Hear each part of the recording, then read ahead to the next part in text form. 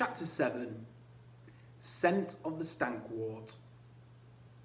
10 minutes later, they were standing at the edge of a bubbling brown bog where islands of marshweed poked their heads above the slime.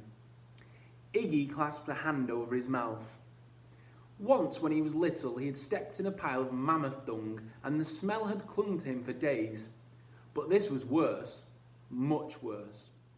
It was like dead fish rotting in the sun.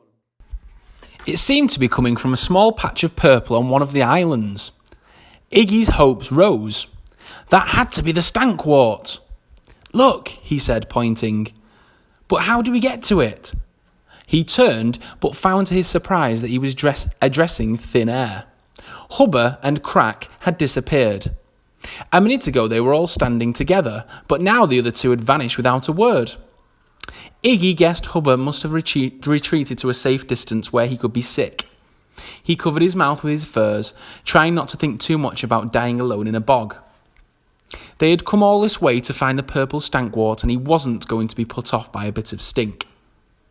He waded out into the bubbling bog, and in no time had sunk up to his knees. This wasn't a good sign. Something slipped through the slime, leaving a trail of ripples in its wake. A shudder passed through Iggy. Were there such things as bog snakes? And if so, how big were they? The mud oozed and slopped as he waded deeper, keeping his eyes on the small patch of purple. A little further and he would be able to reach it. But his next step missed the bottom and warm mud rose up to his neck, slopping into his mouth. He was sinking deeper. "Hubba!" he cried. "Help!" His muffled cry died away in the silence. Iggy closed his eyes. Great, he thought. So this is where it ends, sinking in the world's smelliest bog. He thought of all the questions he would never be able to answer, like why you get fur in your belly button and why it never rains upwards.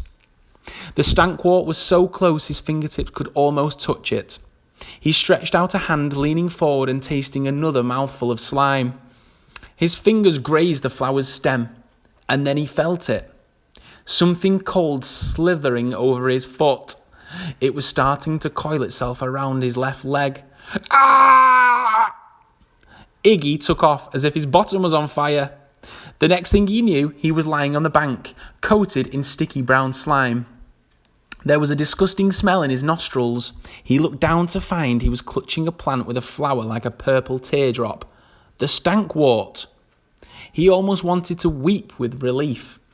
Now all he had to do was find Hubba and they could finally go home. Everything was going to be okay. The chief would get better and the black cloud hanging over him would be lifted. He stood up, dripping gobs of mud. "Hubba, where are you?" Slopping through the fog, Iggy tried to remember which direction they had come from. "Hubba! Iggy! Iggy!" The voice was a way off and somewhere to his left. Iggy took the stankwort inside his furs for safekeeping and broke into a run. He ducked under some trees and came to the clearing where they'd sat by the fire. Hubba was there. So was Crack, although now he didn't look quite as friendly. Maybe it was his wolfish smile, or the large army standing behind him. Like Crack, the other no-necks were heavily built with short legs, flat noses and lumpy faces. They wore strings of bones and one of them was sporting an animal skull as a hat. They were armed with wicked-looking spears which right now were pointing at Iggy's head. "Sorry, Iggy," sighed Hubba. "I did try to warn you." "Oh, when was that?" "When I shouted, 'Iggy, Iggy!' I said it twice, see? Which were code for, 'I'm took prisoner, run!'" "Thanks," said Iggy. "Obviously I should have guessed that." Crack stepped forward. He no longer looked like someone who would share his last fish with you. He smiled his twisted smile. "So, we're meet again, Urk boy." Iggy stared in disbelief. "You speak Urkish?" "Not really," muttered Hubba. "His accent's terrible." "Yes," said Crack, puffing out his chest.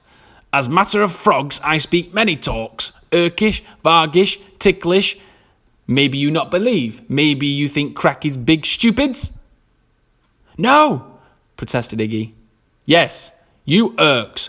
Always you think you are big clevers. Plenty big caves, plenty big hunters. I wouldn't say that, said Iggy. He tried to remember what he'd talked about over supper. Obviously, he should have been more careful, but he'd assumed crack was too simple to understand. If anyone's a big stupid, he thought, it's me. Dad tried to warn me about no necks, but I thought I knew better. Crack was shouting something in his own harsh language. He seemed to be the leader because his men scuttled off quickly to obey. They were getting ready to move off. So, said Crack. What way? You show Crack. Show you, said Iggy. Where are we going? Crack pushed his face so close that Iggy could smell his fishy breath. Valley of Urk, he leered.